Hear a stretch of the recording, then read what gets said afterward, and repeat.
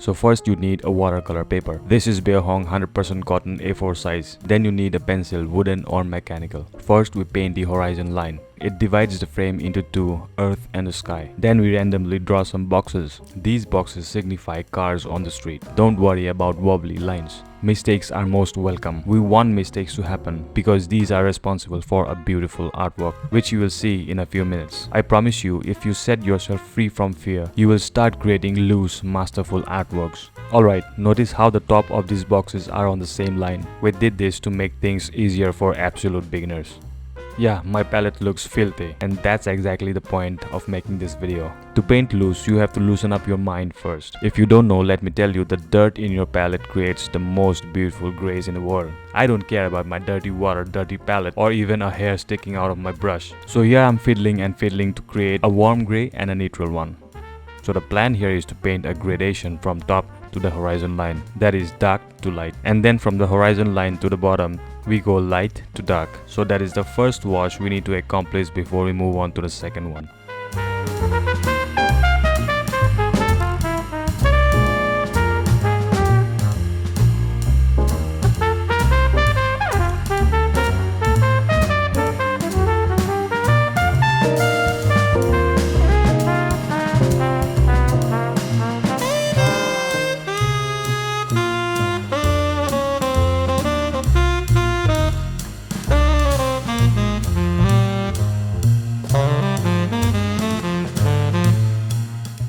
Alright, I hope you are painting along with me till now. Now the next step is to take a tissue and dab for the clouds. We don't want to put much emphasis on the sky, but the street and the cars. Now take a small round 6 synthetic brush and pull straight lines all across the frame. These lines indicates depth. Now as the surface is a bit too wet, these lines will vanish. This means there is a proper time when you can suck the paint from the paper and it will stay on like that. And the time is somewhere between totally wet and totally dry. Okay, before you move on to the next step, dry the first one. Next we need a bigger, snappier brush. This is Escoda Perla round 12 and it's more snappier when it's wet. But before we move on to the next step, let's first mix a huge puddle of grey or any color you like. Here I'm using Shadow Grey by Aquatone. Now the plan is to paint the buildings, but before that, if you spray the paper with clear water, it will give a sense of depth, that misty look to it. So we'll paint the buildings from dark to light. Near buildings are dark, far away buildings are light. So we'll paint from right to left, and on the way we'll cut those cars, and we'll do the same from the other side. Don't forget, the main purpose here is to enjoy the process. It's about having fun, not trying to create a masterpiece. Look, we accidentally painted a glow sign, so this reminds us to keep some room for happy accidents.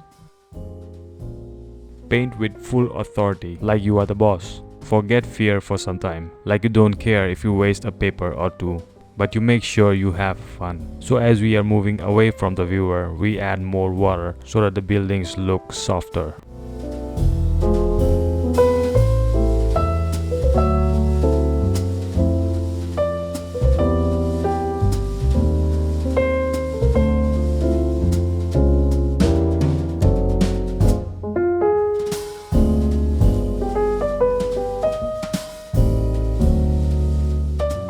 Now we'll drop in some darks so that the cars pop.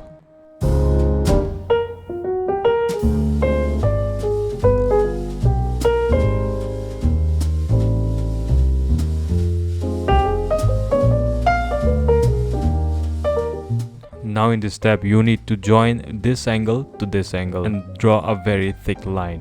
Just like that we have painted the back of the cars. Don't worry about the shapes. Don't worry about any mistakes.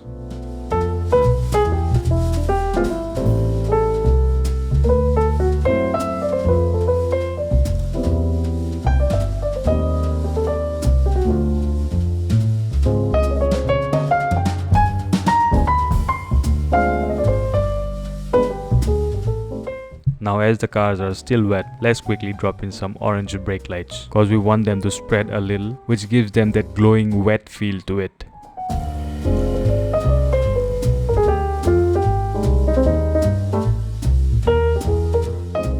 Here comes the most fun part of the painting, the reflections of the cars. And to paint this layer you again need a huge puddle of grey, but this time it needs to be darker.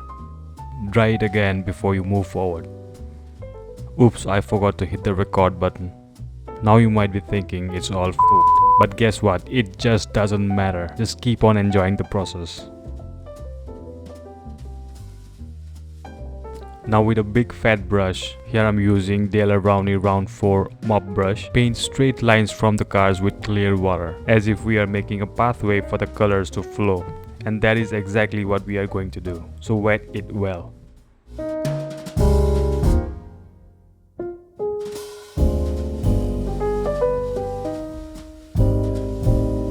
Now load the brush full tummy and drop that dark grey wash under the cars. Don't worry, let them flow wherever they want. This is why watercolor is considered as organic. It paints itself.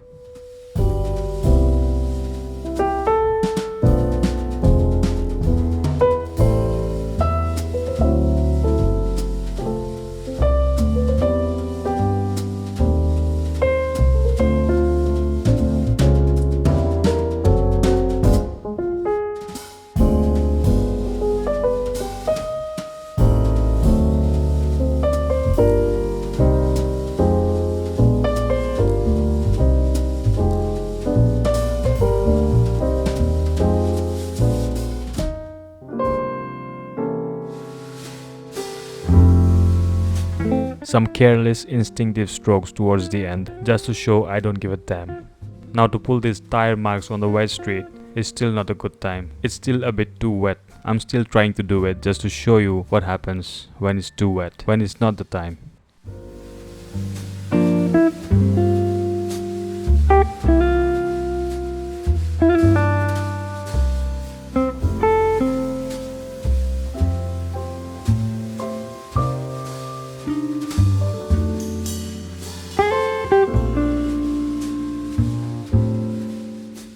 Some clear water splatter, some glowing orange lights on the street, some white gouache for the headlights and the reflections, some long tire marks on the wet street that creates depth, and we are done with the painting.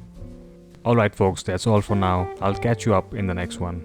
Stay safe and keep practicing. Bye.